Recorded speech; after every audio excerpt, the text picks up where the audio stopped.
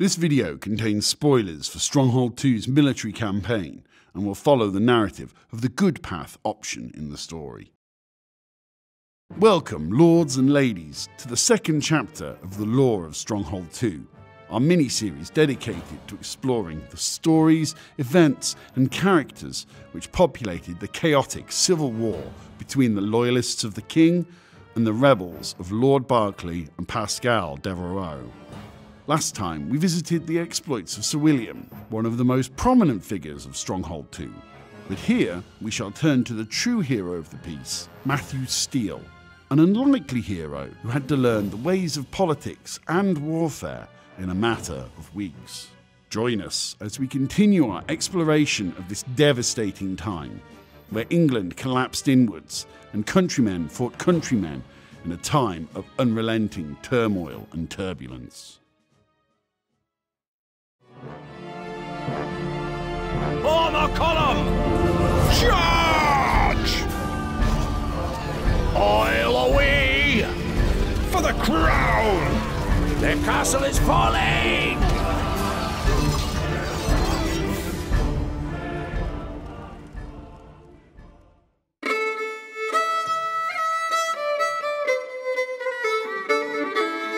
Unlike Sir William, Matthew Steele's past is largely unknown. He was not born of noble birth, but instead his story begins with him being fortuitously plucked from the unremarkable life of a commoner. Much of his fortune could be attributed to his sharp instincts and physical build. A large, broad man, he was capable and strong, a towering figure in his hometown who was called upon to help in all manner of workshops. He became renowned for both his workmanship and his attitude, a reliant local hero who grasped onto all manner of disciplines and professions quickly, becoming a man of many flares and skills. Matthew's town was always plagued by local bandits, criminal outlaws who hid and scurried in the nearby woodlands, robbing and harassing merchants, traders and workers who travelled beyond the town in search of a living. They were a constant menace. The local lord responded, calling on the royal army to assist. It was then that Sir William arrived, a newly promoted knight serving in the ranks of the army. He lodged in a local tavern within the town and, one fateful morning, just so happened to share a breakfast table with Matthew. The two struck a fast friendship. Matthew was fascinated by the life of soldiers and knights, and, in turn, William was pleasantly surprised by this stranger's outlook and attitude. Matthew offered assistance in both guiding the royal forces around the area and advising Sir William on how to approach these local bandits, having dealt with them on occasion before. Within merely a week, the bandits had been chased out of the county, with both William and Matthew able to share in the glory. But before leaving, William offered Matthew a position as his page. Unusually old for the position, Matthew hesitated, but thought it foolish to refuse a potential pathway out of a life of mundane, back-breaking work. What followed were years of camaraderie and learning. Sir William taught Matthew everything he knew of the way of a knight in a rather unconventional relationship. Matthew was quick to pick up on the art of combat, but perhaps less so the intricacies of diplomacy. Owing to his humble beginnings, he found it hard to grasp the language of the courts and the delicacy of manners. But he more than made up for this in his aptitude for battlefield strategy and popularity with his fellow soldiers. It created a dichotomy within him, confident with a sword in hand, but still unable to shake the feeling of unmerited ascension, feeling alien amongst those of noble birth, as he stumbled in his speech and decorum.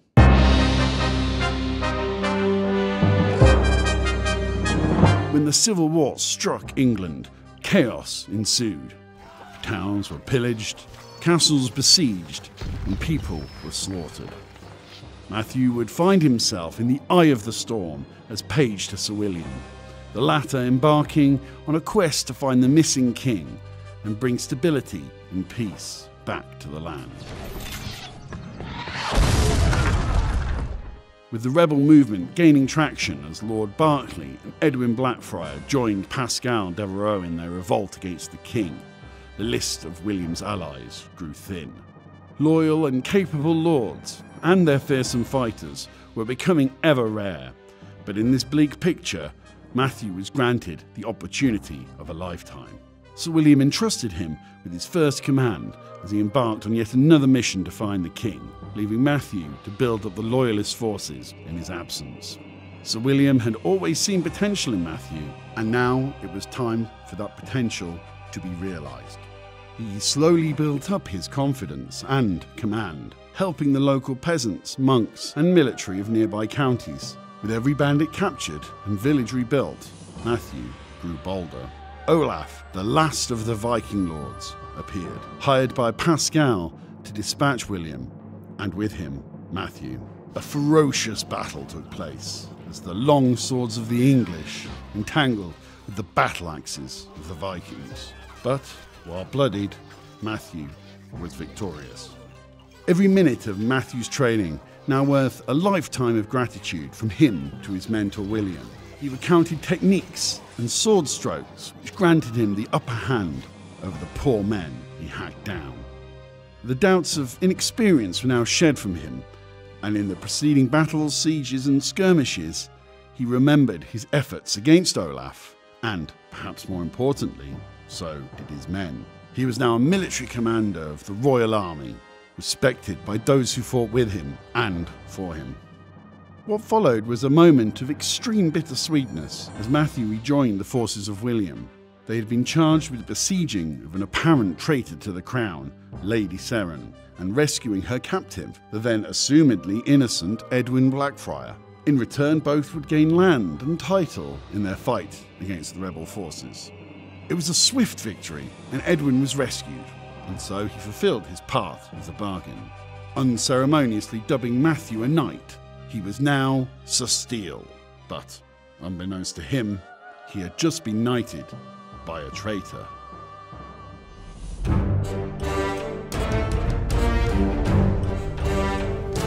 Despite his new title, Matthew still felt the privilege of circumstance. He still felt out of place in the company of lords and ladies, and even his fellow knights. He would miss the references of kingly stories and histories, and be mocked for his inability to recount heraldry. This was soon forgotten, however, when the same comedians saw him leading the front line of the loyalist forces, taking back castles, towns, and fields in the king's name.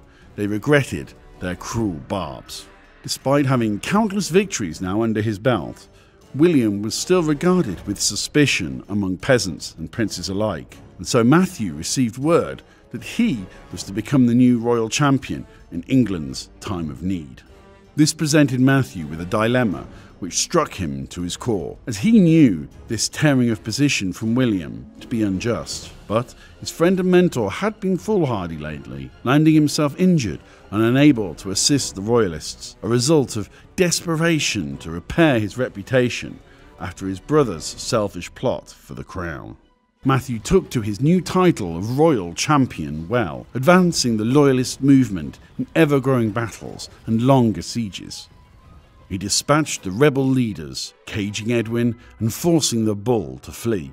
He was so successful in emboldening the king to return to his country. Once a commoner, Matthew now held the admiration and respect of the most important man in England. The war was coming to its peak as Sir William returned from healing, soon proving he was once again capable of victory. And so he, Matthew, and the king reconciled. William's name and trust was restored. Now all that remained was to finally rid England of its plotters. And so the trio combined their armies and marched on Pascal and Berkeley, the two remaining leaders of the rebel army. A series of grand sieges took place, which would serve as inspirations to troubadours and playwrights for decades to come. So bloody and ferocious were these final skirmishes that generations carried down their legend through campfire stories and bedtime tales. Pascal died an ignoble death, killed in the chaos of battle to an unknown soldier. His plans were unfulfilled and his vision of his new England destroyed. Berkeley was more fortunate in some ways. He survived the conflict, but was imprisoned, an example of what happened to those who defied the king and felt his godly justice. Caged for the rest of his days, wallowing in some unknown pit, his only sight of the outside world was to be when he was paraded as the shameful traitor he was.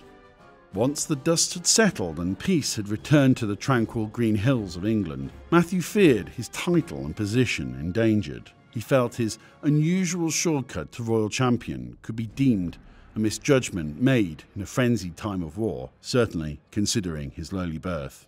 But nothing came of it, and Matthew remained royal champion for years to come, with William at his side. Matthew Steele had earned his place in court and in history by his actions and not his lineage.